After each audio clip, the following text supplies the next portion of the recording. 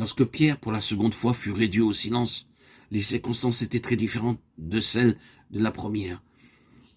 Lors de la transfiguration de notre Seigneur sur la montagne. En cette occasion, Pierre était à Capharnaüm, et les collecteurs d'impôts, s'adressant à lui, lui dirent « Votre maître ne paie-t-il pas les 2 drachmes ?» Impulsivement, il répondit « Oui ».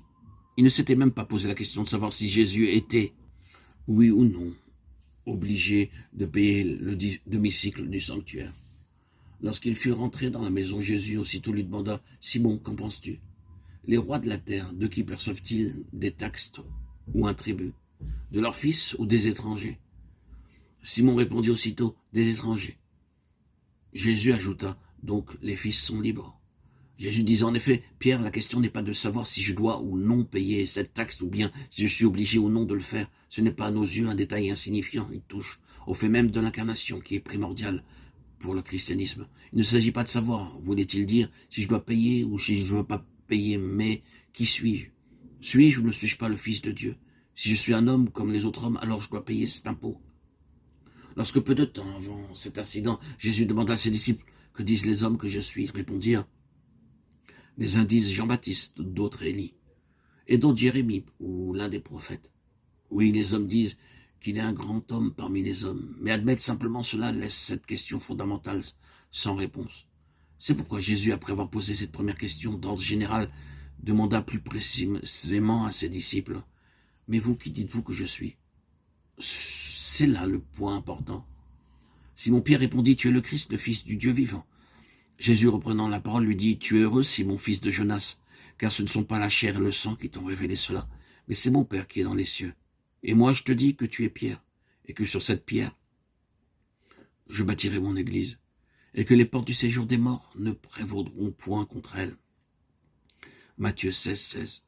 La pierre de fondation de l'église, c'est que Jésus-Christ est le Fils du Dieu vivant.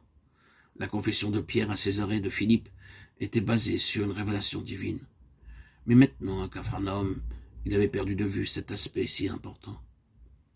Cette taxe d'un demi-cycle avait son origine à l'époque reculée de l'Ancien Testament, lorsque chaque mâle israélite ayant atteint la maturité versait cette somme en signe d'expiation.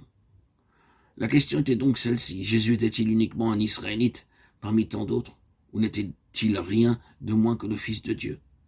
La question fondamentale à laquelle on doit répondre, ce n'est pas de savoir ce que Jésus a fait, mais de savoir qui il est. À Capharnaüm, Jésus confronta Pierre avec la question la plus fondamentale du christianisme.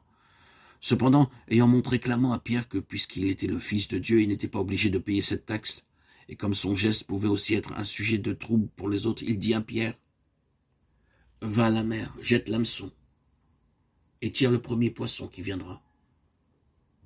Ouvre-lui la bouche et tu trouveras un statère, prends-le et donne-le-leur pour moi et pour toi. » Matthieu 17, 27. Nous voyons dans cela un autre principe qui nous est enseigné. Même lorsque nos positions privilégiées nous libèrent de certaines obligations, nous ne devons pas nous en abstenir à cause des autres. La crainte ne doit jamais être le motif de l'abstention de nos privilèges spirituels, mais nous devons quelquefois les mettre de côté pour ne pas être une pierre d'achoppement pour les autres. Dans le cas que nous considérons, il était nécessaire pour le Seigneur d'arrêter Pierre, parce qu'il s'agissait d'un principe fondamental qui était en jeu. Mais lorsque Pierre comprit la leçon du Seigneur, alors le Seigneur a laissé faire les choses afin de ne pas offusquer les autres.